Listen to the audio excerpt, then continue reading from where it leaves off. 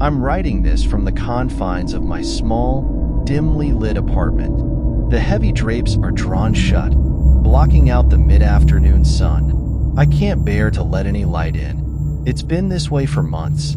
My name is Emily, and what I'm about to share with you is something I've never told anyone. Even now, as I type this, my hands are trembling, and my heart is pounding in my chest.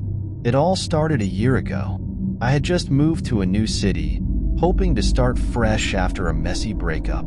I found a cheap apartment in an old building on the edge of town. The place had character, with creaky wooden floors and ornate moldings. But it was run down and had a musty smell that never quite went away. The first few weeks were uneventful. I settled into my new job and tried to make friends, but I often found myself spending evenings alone in my apartment, reading or watching TV. One night, as I was scrolling through my phone, I stumbled upon a local history forum. People were sharing stories about the building I lived in, and I quickly became engrossed. There were the usual urban legends and ghost stories, but one post caught my eye. It was about a young woman named Sarah who had lived in my apartment in the 1940s. She had been found dead under mysterious circumstances, and her death had never been fully explained. Some said she had been murdered, while others believed it was a tragic accident. I brushed it off as a spooky tale meant to scare newcomers like me. A few nights later, I was lying in bed, unable to sleep. The air was thick and heavy, and the silence in the apartment was almost suffocating. Suddenly, I heard a faint scratching noise coming from the corner of my bedroom. I sat up, straining to listen. The sound grew louder and more insistent. My heart raced as I grabbed a flashlight and cautiously made my way to the corner. There was nothing there, just an old, dusty wardrobe. I felt a chill run down my spine, but tried to convince myself it was just my imagination. I went back to bed, but sleep didn't come easily.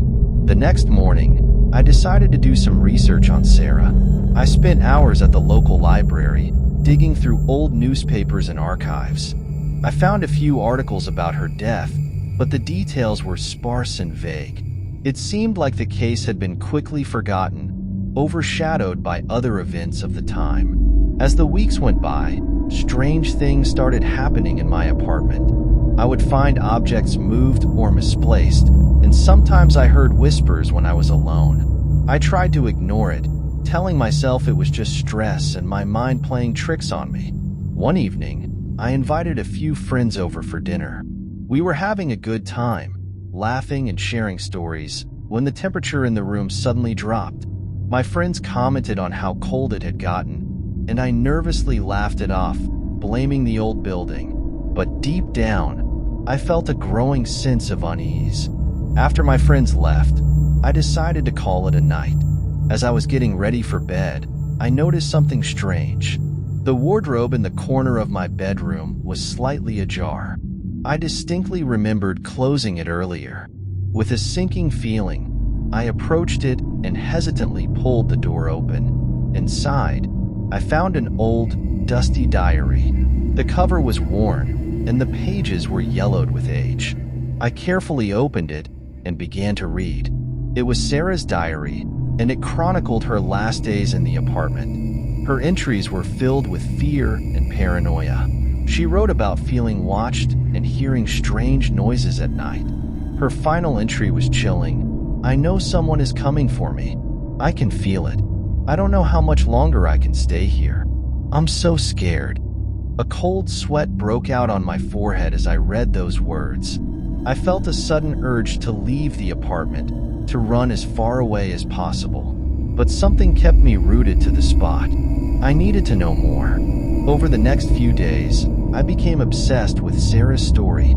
I spent hours poring over her diary, trying to piece together what had happened to her. The more I read, the more convinced I became that her death had not been an accident. She had been murdered, and her killer had never been caught. One night, as I was reading the diary, I noticed a faint imprint on one of the pages. It was a name, written in barely legible handwriting, James. My heart skipped a beat. Could this be the name of Sarah's killer? I had to find out.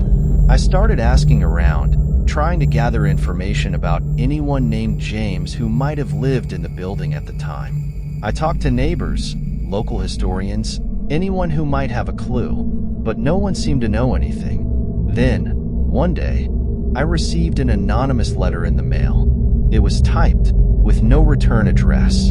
The message was short and to the point. Stop digging into the past. You don't know what you're getting yourself into. I felt a wave of fear wash over me, but I was also more determined than ever. I couldn't let this go. I needed to know the truth.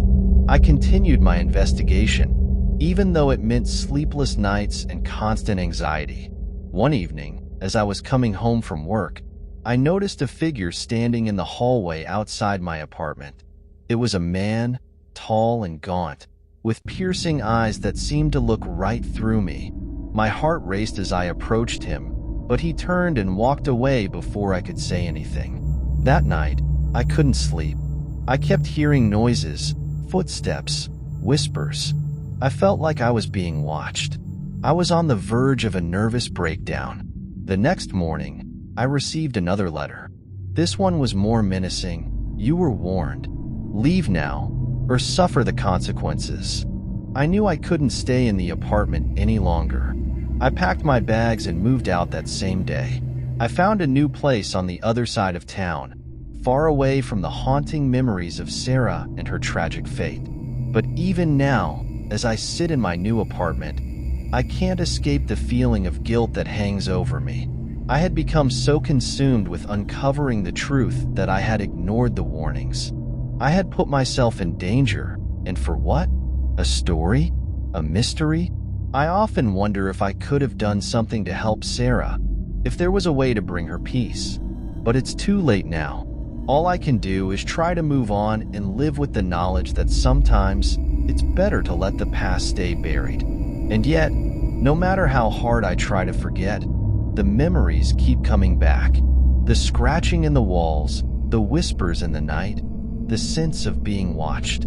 I can't shake the feeling that something followed me from that apartment, something that won't rest until it has claimed another victim. I know I'm guilty of something, though I can't quite put it into words. Maybe it's guilt for disturbing the past, for not heeding the warnings, for letting my curiosity get the better of me. Whatever it is, it's a weight that I carry with me every day.